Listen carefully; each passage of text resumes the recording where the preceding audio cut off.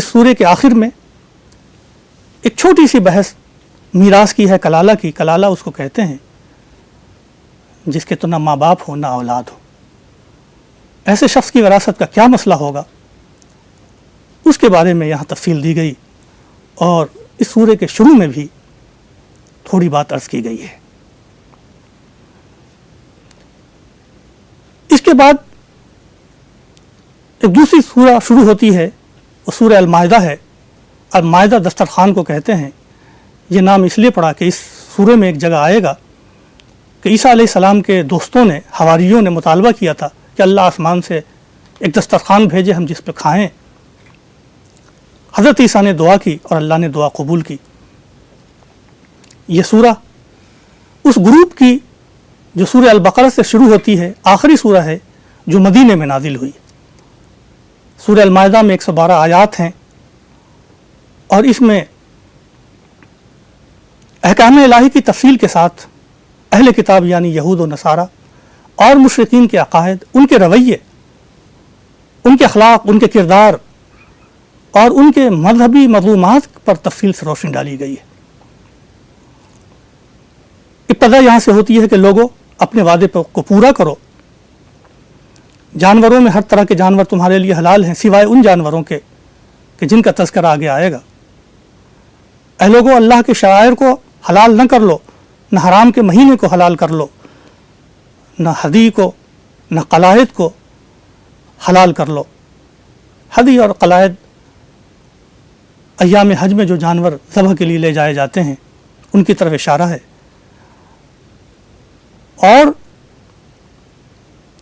زیادتی نہ کرو، نیکی اور تقوی کے کاموں میں ایک دوسرے کا تعاون کرو، اور برائی اور زیادتی کے کاموں میں ایک دوسرے کا تعاون نہ کرو.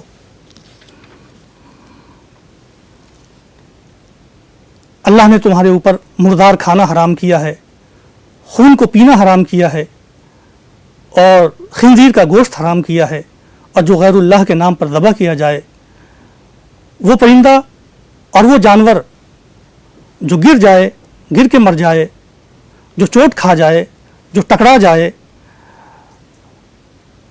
اور جس کو درندے پھاڑ کھا جائیں سوائے اس کے جن کو تم نے ذبح کیا ہو، وہ جانور بھی حرام ہیں کہ جو کسی بت کے نام پر ذبح کیا جائے. آج ہم نے تمہارے لیے تمہارا دین مکمل کر دیا ہے، اپنی نعمتیں تم پر تمام کر دی ہیں، اور تمہارے لیے اسلام کو ہم نے منتخب کر لیا ہے. جو اس ترار میں ہو، جس کی جان جا رہی ہو، اس کے لیے حرام و حلال کا یہ پیمانہ مختصر ہو جاتا ہے، اور وہ مردار اور خنزیر اور میتا اور دم اس سے استفادہ کر سکتا ہے تاکہ اس کی جان بچ جائے.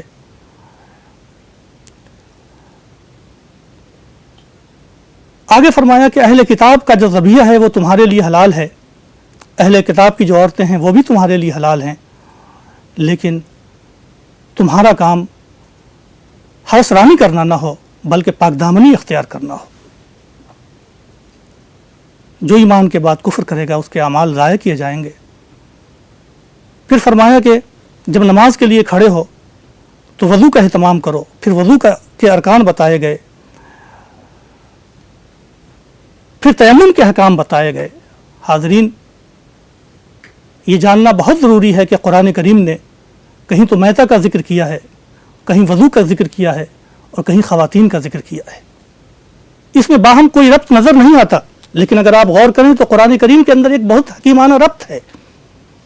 اصل میں قرآن حلت بیان کرنا چاہتا ہے. ہر چیز کی شاہ کلید کیا ہے؟ جانور حلال ہوتے ہیں ذبح کرنے کے بعد، عورتیں حلال ہوتی ہیں نکاح کرنے کے بعد، اور نماز قائم ہوتی ہے وضو کرنے کے بعد. ان تین چیزوں میں جو ربط ہے وہ ربط یہی ہے کہ ہر چیز کی شاہ کلید اللہ تبارک و تعالیٰ نے بیان کی، تاکہ اللہ تبارک و تعالیٰ تم کو پاکیزہ کرے. وَيُتِمُّ نِعْمَتَهُ عَلَيْكُمْ لَعَلَّكُمْ تَشْكُرُونَ، اپنی نعمتیں تم پر تمام کرے تاکہ تم شکر گزار ہو. آیات کے ضمن میں ایک اہم بات یہ فرمائی کہ اے لوگو، انصاف پر قائم ہو جاؤ. کسی قوم کی دشمنی تم کو اس پر آمادہ نہ کرے کہ تم انصاف سے پھر جاؤ، نہیں، انصاف کرو، یہی تقویٰ سے زیادہ قریب ہے۔ سماجی زندگی میں جو چیز ہم کو قائم کرنی ہے وہ انصاف ہے۔ انصاف خواہ اپنے لیے ہو یا دوسروں کے لیے، اپنے خلاف ہو یا دوسروں کے خلاف، انصاف بہرحال قائم کرنا ہے۔ تب اللہ نے وعدہ کیا کہ اگر ایمان لانے کے ساتھ اگر عمل صالح کرو گے تو تمہارے لیے مغفرت اور اجر عظیم ہے۔ پھر یاد دلائے مومنوں کو وہ وقت یاد کرو کہ جب کچھ لوگ تمہاری طرف ہاتھ بڑھا رہے تھے، اللہ نے ان کے ہاتھ روک دیے اور اللہ نے تم کو بچا لیا۔ تو مومنوں کو چاہیے کہ وہ اللہ پر بھروسہ کریں۔ پھر بنی اسرائیل کی طرف مخاطب ہو کر اللہ نے فرمایا کہ اللہ نے بنی اسرائیل سے بھی میثاق لیا تھا، وعدہ لیا تھا، اور ان کے 12 قبیلے بنائے تھے، اور یہ کہا تھا کہ اگر تم نماز قائم کرو گے اور زکوٰۃ دو گے، ہمارے رسولوں پر ایمان لاؤ گے، ان کا ساتھ دو گے، اللہ کو قرض حسنہ دو گے، تو ہم تم کو جنت میں داخل کریں گے۔ لیکن جو کوئی انکار کرے گا وہ گمراہ ہوگا۔ لیکن اہل کتاب نے، خاص طور سے یہودیوں نے، مانا نہیں، انہوں نے میثاق کو توڑا، تو اللہ نے ان کے دل سخت کر دیے، انہوں نے تحریف کی، اور ہمیشہ وہ خیانتوں میں مبتلا ہو۔ تھوڑے لوگ جو امانت میں خیانت سے کرنے سے بچے رہے، اللہ تبارک و تعالیٰ نے ان کے علاوہ باقی سب لوگوں کو سزا دی۔ اس سزا کا تذکرہ اس سورے میں بھی اور آنے والی سورے میں بعد میں آئے گا۔ یہودیوں کے تذکرے کے بعد پھر عیسائیوں کا تذکرہ کیا، کہا کہ جن لوگوں نے کہا کہ ہم نصارہ ہیں، انہوں نے بھی اپنا وعدہ بھلا دیا، تو ہم نے ان کے درمیان عداوت اور دشمنی پیدا کر دی۔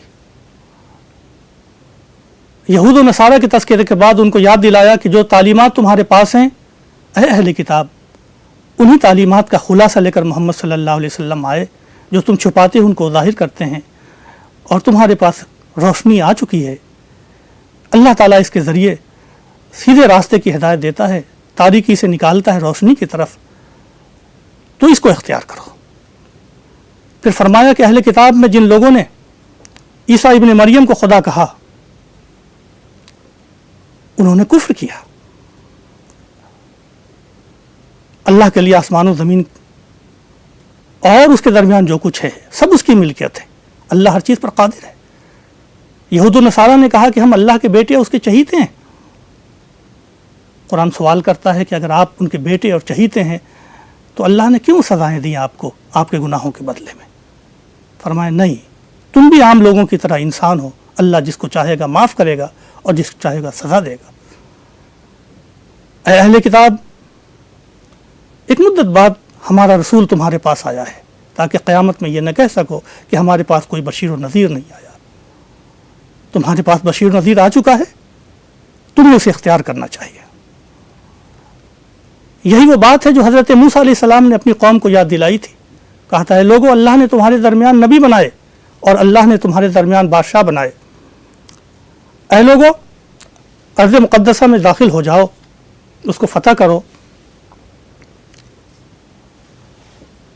اور وہاں جا کر آباد ہو جاؤ اور مرتد نہ ہو۔ مگر ہائے بدقسمتی، یہودیوں نے اپنے نبی سے کہا کہ اے موسیٰ، وہاں کے لوگ بہت سخت گیر ہیں، ہم وہاں نہیں جائیں گے، تم جاؤ، تمہارا خدا جائے، دونوں مل کر کے لڑے، ہم یہاں بیٹھے تماشا دیکھیں گے۔ موسیٰ علیہ السلام نے دعا کی کہ خدایا، میں صرف اپنے بھائی کا مالک ہوں، اب اس فاسق قوم کے درمیان تفریق کر دے۔ اللہ تعالیٰ نے کہا اس کو سزا دیں گے، اور سزا یہ دی کہ 40 سال تک وہ میدان تیہ کے اندر گردش کرتے رہے۔ حضرت موسیٰ علیہ السلام کے تذکرے کے بعد روئے سخن حضرت آدم کے 2 بیٹے حابیل و قابیل کی طرف مڑ گیا ہے۔ اللہ تبارک و تعالیٰ نے فرمایا کہ حابیل و قابیل یہ 2 بیٹے تھے آدم کے، اللہ نے حابیل کی قربانی تو قبول کر لی اور قابیل کی قربانی قبول نہیں کی۔ اس نے حسد کے مارے یہ کہا کہ میں تجھے قتل کر دوں گا۔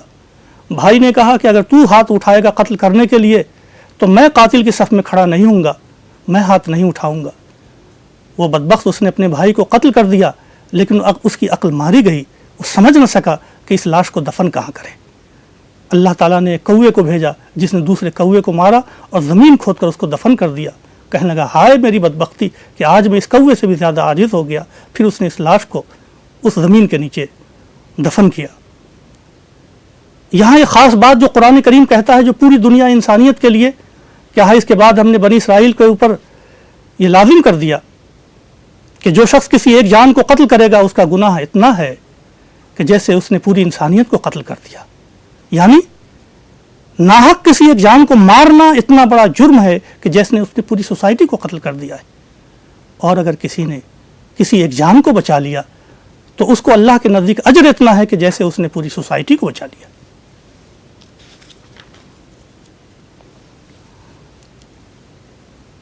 اس کے فوراً بعد ان لوگوں کی سزا بیان کی گئی جو ناحق ڈاکہ زنی کرتے ہیں، ٹیرر پھیلاتے ہیں، مال لوٹتے ہیں، مار ڈالتے ہیں۔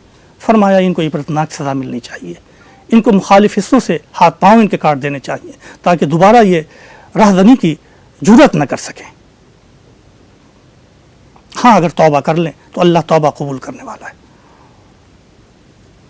پھر اللہ تبارک و تعالیٰ نے فرمایا کہ یہی معاملہ چوروں کا بھی ہے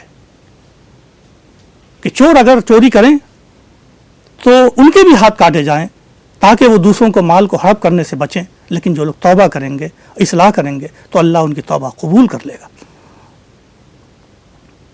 پھر فرمایا کہ لوگوں تمہیں معلوم ہونا چاہیے کہ اللہ کی ملکیت زمین و آسمان ہے، جو کچھ اس کے درمیان ہے۔ پھر رسول سے فرمایا کہ جو لوگ آپ کی مخالفت کرتے ہیں آپ غمزدہ نہ ہو۔ یہ مخالفت کرنے والے خواہ یہودی ہوں یا نصارہ یا مشرکین، یہ سب لوگ آپ کو غمزدہ نہ کر سکیں۔ اللہ تبارک و تعالی آپ کے ساتھ ہے۔ پھر یہودیوں کے ان جرائم کا تذکرہ کیا جو دین کے سلسلے میں وہ کیا کرتے تھے اور محمد صلی اللہ علیہ وسلم کے سلسلے میں جو رویہ اختیار کرتے تھے۔ خیبر میں ایک مالدار شخص نے جو شادی شدہ تھا ایک شادی شدہ عورت کے ساتھ زنا کیا۔ توریت میں اس کی سزا سنگسار کرنا تھی۔ اس سے بچنے کے لیے وہ اللہ کے رسول صلی اللہ علیہ وسلم کے پاس آئے اور پہلے بر قریظہ کو بھیجا کہ اگر وہ یہ فیصلہ کرتے ہیں کہ سنگسار کرنے کا تو نہیں مانیں گے، اور اگر کوڑے کی سزا دیتے ہیں تو مان لیں گے۔ اللہ تبارک و تعالیٰ نے اس موقع پر نازل فرمایا کہ توریت ان کے پاس بھی ہے، وہ اس کے مطابق فیصلہ کر سکتے تھے، مگر اللہ کے قانون کو نہ ماننے کا جو ان کے اندر جذبہ تھا وہ آپ کے پاس لے آیا، اور آپ بھی اگر اسی کے مطابق فیصلہ کریں ان کی خواہش کے مطابق تو یہ ظلم ہوگا۔ آپ تو اس کے مطابق فیصلہ کریں جو قرآن نے نازل کیا ہے۔ اللہ کے رسول صلی اللہ علیہ وسلم نے یہود کے ایک عالم کو بلایا اور پوچھا تمہارے ہاں شادی شدہ لوگوں کے زنا کی سزا کیا ہے؟ انہوں نے کہا سنگسار کرنا۔ چنانچہ آپ نے اس کے مطابق فیصلہ کیا۔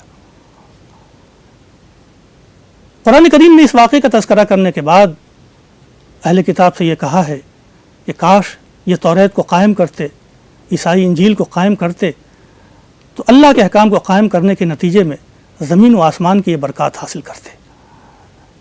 پھر رسول سے فرمایا کہ اے رسول جو کچھ آپ پر نازل کیا گیا ہے بلا کم و کاشت آپ اس کو پہنچائیے، اگر آپ نے یہ نہیں کیا تو آپ اپنی رسالت کی تبلیغ کا حق ادا نہیں کریں گے۔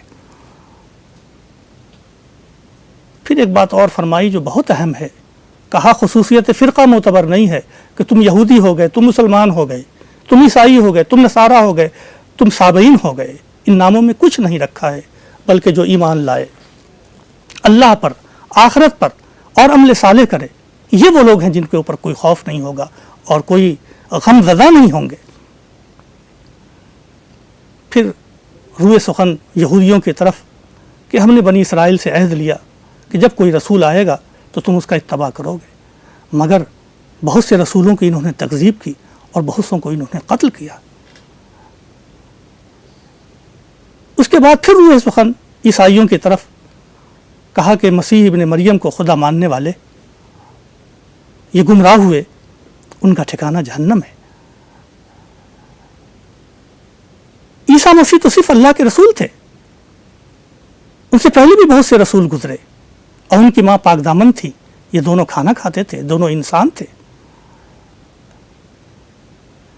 بہت سے مشرکین جو اللہ کے علاوہ دوسروں کی پوجا کرتے ہیں، اللہ نے کہا کہ ایسے شخص کو کی عبادت کیوں کرتے ہو جو خود اپنا مالک نہیں ہے۔ آخر میں فرمایا کہ اہل کتاب دین میں غلو نہ کرو اور ایسے لوگوں کی اتباع نہ کرو جو خود گمراہ ہوئے اور سیدھے راستے سے بھٹک گئے۔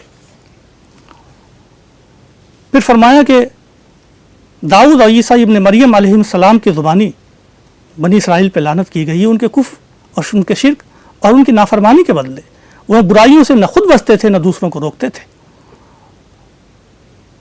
اگر وہ ایمان لاتے اللہ پر، رسول پر، تو ان کے لیے بہتر ہوتا۔ ایک اور سماجی حقیقت جو قرآن کریم نے بیان کی اور جو صرف قرآن کا اعزاز ہے وہ یہ ہے کہ انہوں نے کہا کہ تم دشمنی کے معاملے میں مومنوں سے سخت مشرکوں اور یہودیوں کو پاؤ گے، لیکن دوستی کے معاملے میں قریب نصارہ کو پاؤ گے۔ اس کی وجہ یہ ہے کہ ان میں علماء ہیں، ان میں رہبان ہیں، ان میں وہ لوگ ہیں جو استکبار نہیں کرتے، اور جب کلام اللہ کو سنتے ہیں تو ان میں بہت سے لوگ ایسے ہیں جن کی آنکھوں سے آنسو ٹپک پڑتا ہے۔ قرآن کریم نے ان کی ان کوالٹی کا اعتراف کرنے کے بعد پھر حضرت عیسیٰ علیہ السلام کی زندگی کے بعض گوشوں کو منور کیا اور خاص طور سے ان کے معجزات کا تذکرہ کیا کہ عیسیٰ علیہ السلام مردے کو زندہ کرتے تھے، کوڑیوں کو اچھا کرتے تھے اور پرندوں کی شکل بنا کر کے ان کو اس میں جان ڈالتے تھے۔ اور آخر میں حضرت عیسیٰ علیہ السلام کی بندگی اور خدا سے ان کا تعلق اور ان کا انسان